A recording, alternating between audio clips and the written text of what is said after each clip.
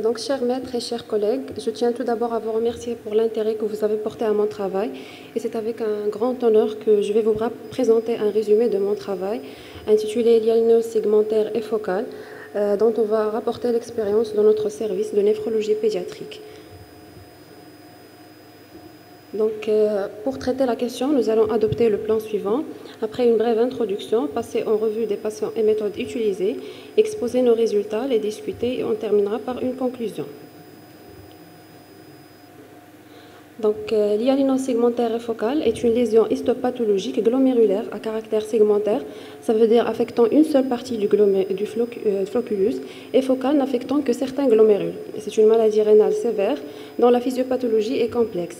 Chez l'enfant, la HSF est caractérisée cliniquement par un syndrome néphrotique, fréquemment associé à une hématurie, une hypertension artérielle lors de sa présentation. Donc, on distingue 6 formes: forme primitive et adaptative, toxique, génétique, virale. Donc, la HSF, c'est la première cause de syndrome néphrotique aux États-Unis. Elle est moins fréquente en Europe. Au Maroc, l'incidence reste mal connue. Donc, pour objectif de notre travail, c'est d'étudier essentiellement le profil épidémiologique, clinique, étiologique, thérapeutique et évolutif de la HSF. C'est les enfants suivis dans notre unité de néphrologie pédiatrique. Donc, pour mener à bien notre travail, nous avons réalisé une étude rétrospective au service de pédiatrie B de l'hôpital Mère-Enfant au CHU Mohamed VI de Marrakech sur une période de 11 ans allant de décembre 2007 à juillet 2019 sur 345 biopsies rénales.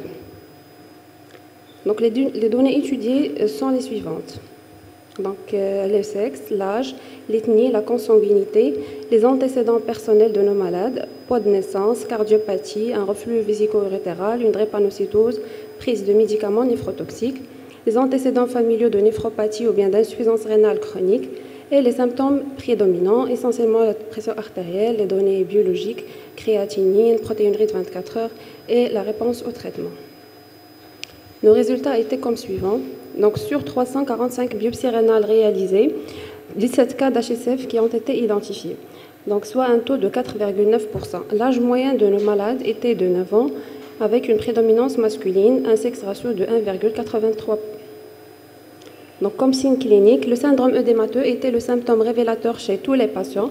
L'hypertension artérielle était retrouvée chez 29,41% des cas, l'hématurie macroscopique chez 47,05% des cas et l'insuffisance rénale chez 2 cas, soit un taux de 11,76%. Dans notre série, la forme adaptative était la plus prédominante avec un taux de 47%, suivi de la forme primaire qui représentait 41%, la forme toxique avec un taux de 12%. Dans la forme primaire, 71% de nos malades étaient des corticorésistants. 4 malades qui sont rentrés en rémission totale, un seul qui avait un syndrome néphrotique pur et qui a été mis sous MMF, et 3 syndromes néphrotiques impurs sous cyclosporine, et un seul cas décédé dans un tableau d'insuffisance rénale chronique terminale après 7 mois de cyclosporine. Dans la forme adaptative, 75% de nos malades étaient des corticorésistants, 2 malades qui sont rentrés en rémission totale un sous MMF et un autre sous cyclosporine. 3 patients ont évolué vers l'insuffisance rénale chronique terminale, dont 2 ayant reçu des bolus de cyclophosphamide sans rémission et un seul cas qui a présenté une insuffisance rénale chronique terminale au moment du diagnostic. 2 cas d'HSF par toxicité médicamenteuse étaient mis en évidence. Le médicament incriminé était la cyclosporine, avec un cas ayant évolué vers l'insuffisance rénale terminale. Aucun de nos malades n'a bénéficié d'une étude génétique ni de transplantation rénale. À présent, nous allons discuter nos résultats à la lumière des données de la littérature. Donc, la HSF est une entité rare dont l'incidence est de 0,37 à 0,94 nouveaux cas pour 100 000 enfants par an. Cette incidence est variable selon les pays. Dans notre étude, elle est de 4,9%, diminuée par rapport à l'incidence rapportée à Dakar, l'Algérie, l'Égypte et l'Arabie saoudite. Cette différence d'incidence peut s'expliquer par des indications différentes de la ponction biopsie rénale dans ces études, la taille de l'échantillon et le fait que certaines études tiennent compte de tous les enfants ayant un syndrome néphrotique, tandis que d'autres n'incluent que les syndromes néphrotiques corticorésistants. Cependant, les études réalisées au Maroc sur la HSF chez l'enfant restent très limitées. Une étude a été effectuée au CHU de Casablanca en 2013 qui a objectivé un taux d'incidence de la forme primitive à 17%, diminué par rapport à un taux retrouvé dans notre série. Les différentes études ont démontré que l'âge moyen varie de 5 ans à 11 ans. Dans notre étude, l'âge moyen était de 9 ans, c'est similaire à celui des études précédemment rapportées.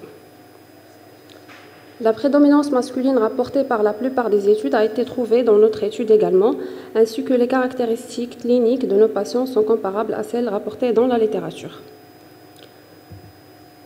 L'objectif du traitement de la HSF est d'obtenir une rémission globale et partielle et de ralentir la progression vers l'insuffisance rénale chronique terminale. Une étude qui a été faite en France qui a montré que le taux de corticorésistance est en augmentation au fil des années, allant de 43 jusqu'à 86%. La plupart de nos patients avaient une réponse initiale pauvre aux corticoïdes. Le taux de corticorésistance est de 76%. Le taux d'HSF corticosensible est certainement sous-estimé car tous les syndromes néphrotiques de l'enfant ne sont pas biopsiés, d'autant plus qu'ils sont corticosensibles.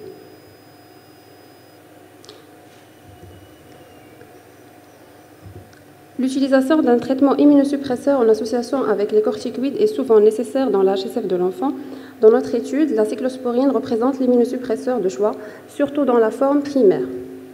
Une étude qui a été effectuée aux États-Unis a montré qu'il y a une diminution significative de la protéinurie chez tous les patients recevant de la cyclosporine, contre seulement 2 patients sur 12 recevant un placebo.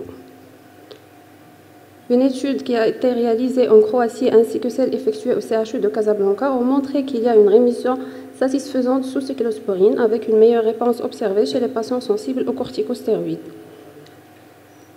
En France, il a été décrit que la cyclosporine peut être incriminée dans la survenue de la HSF par des dépôts artériolaires et à l'un secondaire une vasoconstriction. Dans notre série, il s'agit de 2 cas, un cas après 1 an d'utilisation de traitement et l'autre après 2 ans. Toutefois, il n'y a pas de schéma thérapeutique codifié mondialement pouvant induire une rémission totale chez tous les patients.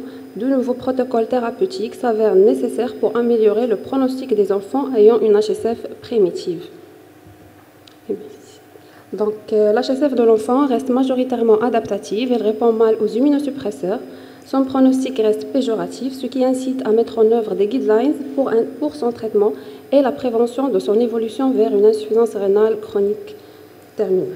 Et merci pour votre attention.